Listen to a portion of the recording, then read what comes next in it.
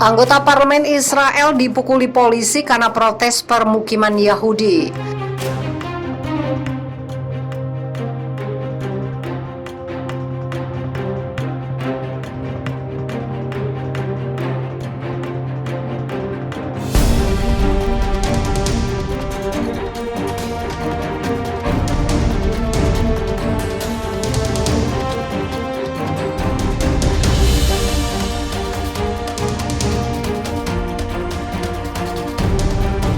Seorang anggota parlemen Israel mengatakan polisi memukulinya ketika dia mengikuti demonstrasi menentang permukiman Yahudi di Yerusalem Timur yang dicaplok Israel. Ofer Kasif adalah anggota parlemen Yahudi dari aliansi daftar gabungan yang sebagian besar etnis Arab. Dia menghadiri protes terhadap perluasan permukiman Yahudi di Sheikh Jarrah, lingkungan Palestina di Yerusalem Timur yang diduduki Israel. Seorang koresponden AFP di tempat kejadian menyaksikan para polisi mencengkeram Kasif dan mendorongnya hingga jatuh. Rekaman insiden itu ditayangkan Channel 13 News. Para pengunjuk rasa terdengar meneriakkan anggota parlemen dalam bahasa Ibrani. Mereka mulai memukuli saya, mereka memecahkan kacamata saya, mereka menjadi gila, ujar Kasif dalam rekaman Channel 13. Mereka tidak peduli saya anggota parlemen, katanya. Juru bicara Kasif, Itai Aknin, mengatakan kepada AFP bahwa anggota parlemen yang terluka itu telah dibawa ke rumah sakit dan demonstrasi berjalan damai dan tenang sebelum polisi tiba. Pernyataan polisi mengatakan penyelidikan awal menunjukkan seorang pengunjuk rasa telah menyerang salah satu petugas.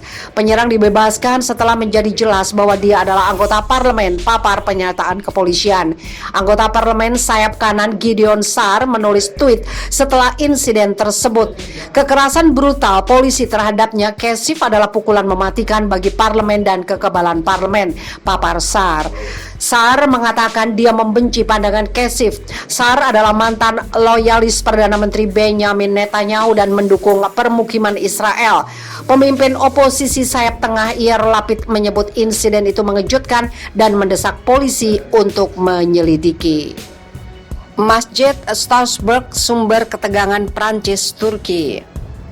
Kerangka beton Masjid Eyüp Sultan di Strasbourg, Prancis Timur telah menjadi sumber banyak keluhan, mulai dari pertikaian partisan sampai ke pertikaian lama antara Islam dan falsafah sekuler yang kuat di negara itu.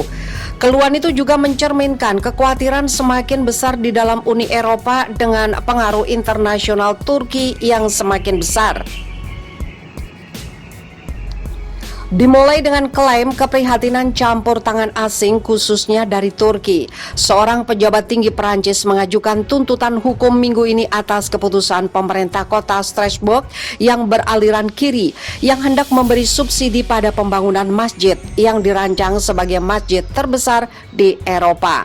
Langkah ini kebetulan terjadi bersamaan lawatan yang langka dari para pemimpin Uni Eropa ke Ankara untuk memperkecil perbedaan antara Eropa dan Turki.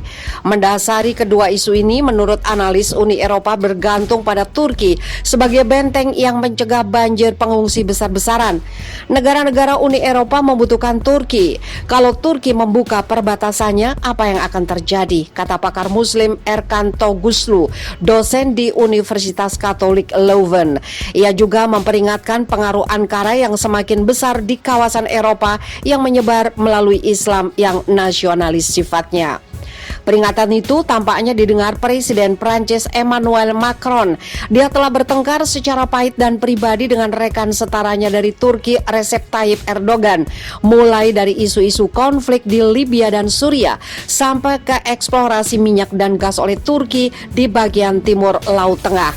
Baru-baru ini fokus Macron beralih ke dalam negeri dan bulan lalu dia memperingatkan Ankara agar jangan ikut campur dalam pemilihan presiden Perancis tahun depan. Pemerintahannya juga menarget kelompok-kelompok Turki yang dicurigainya. Para anggota parlemen Perancis juga sedang memperdebatkan produk legislatif untuk memerangi ekstremisme yang akan melarang dana asing untuk kelompok keagamaan.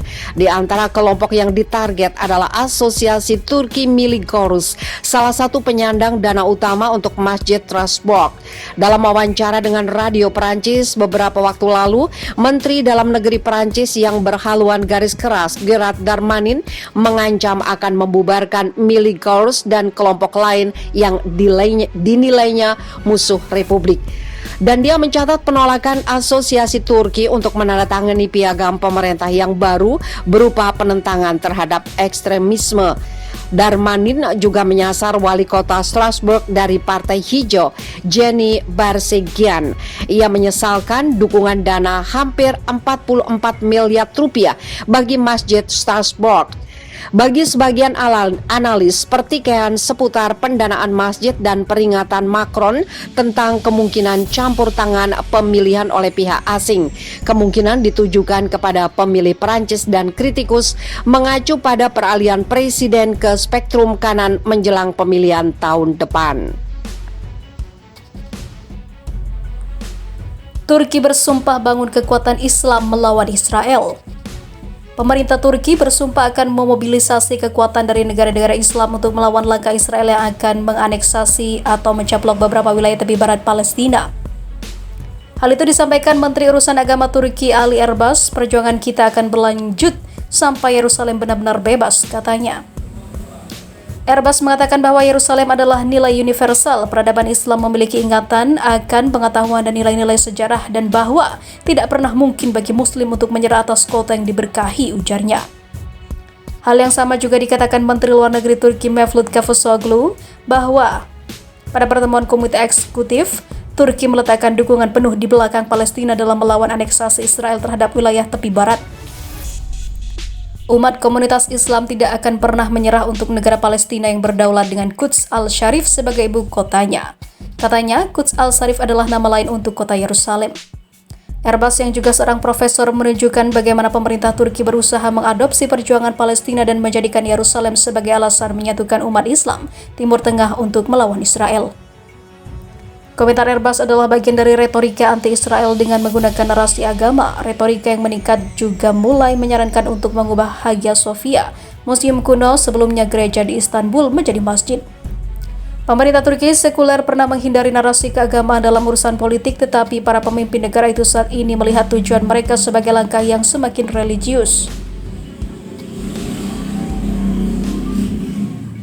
Turki pernah bertemu dengan Iran dan Malaysia serta negara-negara lain untuk membahas mata uang Islam dan stasiun televisi Islam selama setahun terakhir.